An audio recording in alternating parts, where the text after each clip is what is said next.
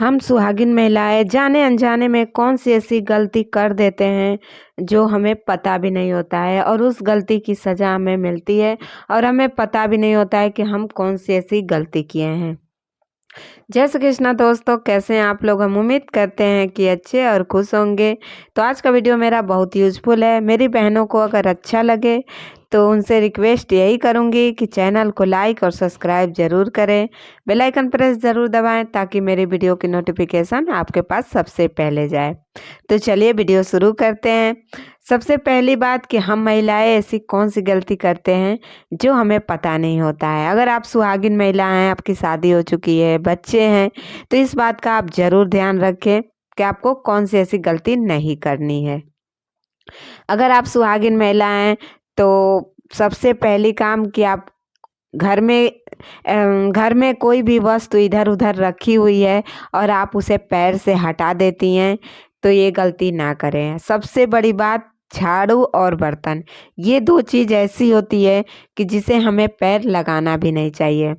अगर गलती से लग जाता है तो आप उसे प्रणाम करें, उनसे क्षमा मांगें, क्योंकि ये थाली जो होती है ना, बर्तन होते हैं, बहुत मुश्किल से हमें ये अन्न देते हैं खाने के लिए और उसी में हम रख के खाते हैं जिससे हमारा जीवन चलता है। अगर हम खाना ना खाएं तो हमारा जीवन नहीं चलेगा, भूख से मर जाएंगे। तो इसलिए अगर कोई कह दे कि जमीन पे खाना रख के खाए तो कोई नहीं खाएगा, इसलिए उसके लिए थाली बनाए और थाली को हम पैर से हटाएंगे तो फिर तो हमारे अन्न का अपमान हुआ और अन्न का अपमान हुआ तो हमारी माता लक्ष्मी का अपमान हुआ। तो इसलिए कभी भी आप थाली को पैर से ना हटाएं। अगली चीज़ है कि झाड़ू को भी कभी आप पैर से ना हटाएं। झाड़ू को आप हमेशा सही जगह रखें कि आपके पैर लगने की संभावना ना हो, किसी का भी पैर ना लगे। अगर गलती से अगर पैर से लग जाता है तो उससे क्षमा मांगें, लेकिन जानबूझ के पैर से ना हटाएं, ये गलती आप ना करें। अगली चीज़ क्या है दोस्तों कि हम महिलाएं क्या करती हैं कि नाखून काट लेती हैं कहीं इधर उधर बैठ के और उसके बाद हम उस पे महावर नहीं लगाते हैं, नेल पॉलिश नहीं लगाते हैं। तो हमें ये भी गलती नहीं करनी है। कभी भी आप नाखून काटें तो ये याद रखें, हाथ का काटे या पैर का। पैर का सबसे ज़रूरी माना जाता है, लेकिन नाखून दोनों का। अगर कभी भी आप काटती हैं तो अगर पैर में महावर लगा लेती हैं तो ठीक है, नहीं तो आप नेल पॉलिश ज़रूर लगा लें ताकि जो उसकी अशुभ चीज़ होती है वो कट जाए।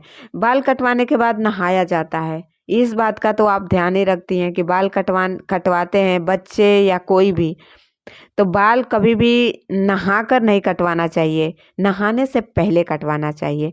वैसे भी नाखून भी माना जाता है कि नहाने से पहले ही काटें और काट के उस पे महावर या नेल पॉलिश लगा लें, ऐसे उसको छोड़े नहीं।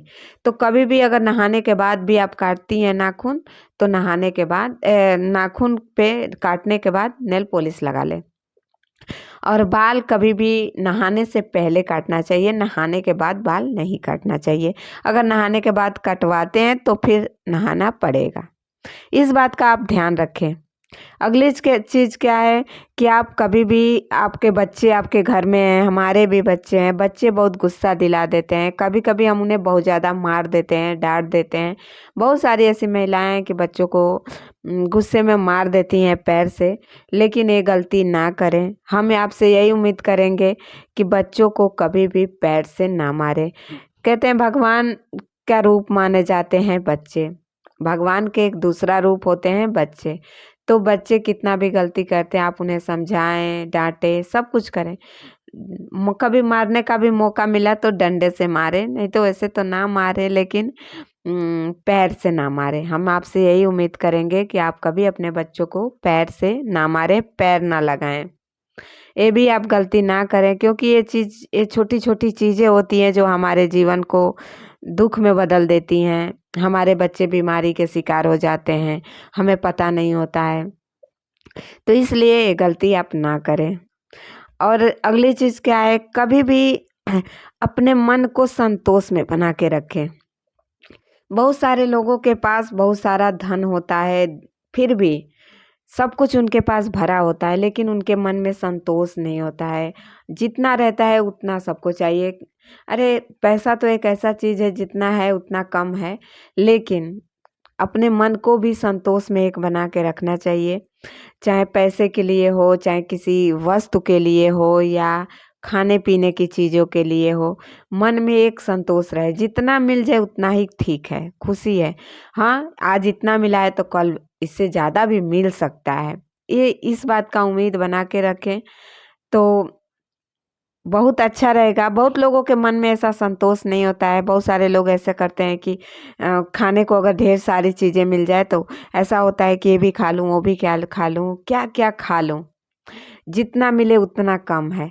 तो ऐसा नहीं, भगवान कहते हैं कि इंसान का मन नहीं भरता है तो पेट तो भर जाना चाहिए। तो इसलिए मन को अपने समझा के रखें और अपने मन में संतोष बना के रखें।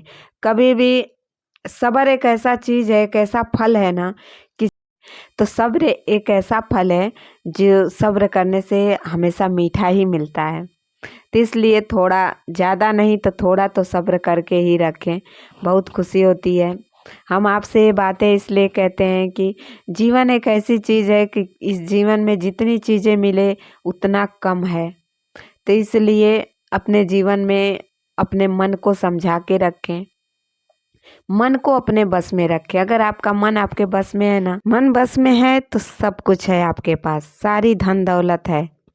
तो इसलिए थोड़ा बहुत सब्र करके रखना चाहिए और अपने बच्चे जो आपके बच्चे हैं उन्हें भी ये चीज़ें हमेशा समझानी चाहिए कि बच्चों को जितना मिले उतना में खुश रहें। बच्चे बहुत सारे घर में होते हैं, अपने ही दो बच्चे होते हैं, लड़ाई करते हैं, ये उसको इतना है उसको उतना है।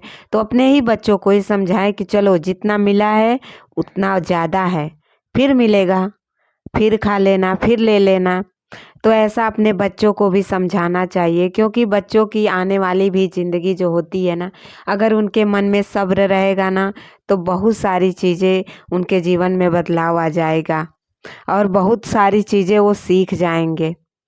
और दूसरों की मदद करना भी बच्चों को हमेशा सिखाना चाहिए कि अपने कम हो या ज़्यादा, लेकिन खुद के आगे बढ़ के बच्चों किसी की मदद करें, ऐसा बच्चों के मन में डालना चाहिए। आप भी मदद करें कि बच्चे देखें तो भी दूसरों की भी मदद करें।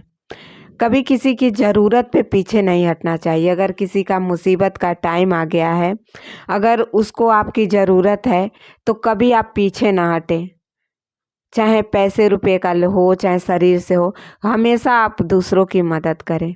हम आपसे यही उम्मीद करेंगे कि मेरी बातें आप लोगों को समझ में आई होगी। अगर मेरी बातें समझ में आई होगी तो मैं अपने बहनों से यही रिक्वेस्ट करूँगी, एक छोटा सा रिक्वेस्ट है कि चैनल को लाइक ज़रूर कर दें। कमेंट में जय श्री कृष्णा लिख देने से हमें बहुत खुशी मिलेगी, ताकि आपको मेरी बातें समझ में आई है, हमको भी समझ में आएगा कि आप लोग को अच्छी लगी वीडियो। अच्छी लगी तो लाइक ज़रूर करें। मिलते हैं अगले वीडियो में एक नई जानकारी के साथ। जय श्री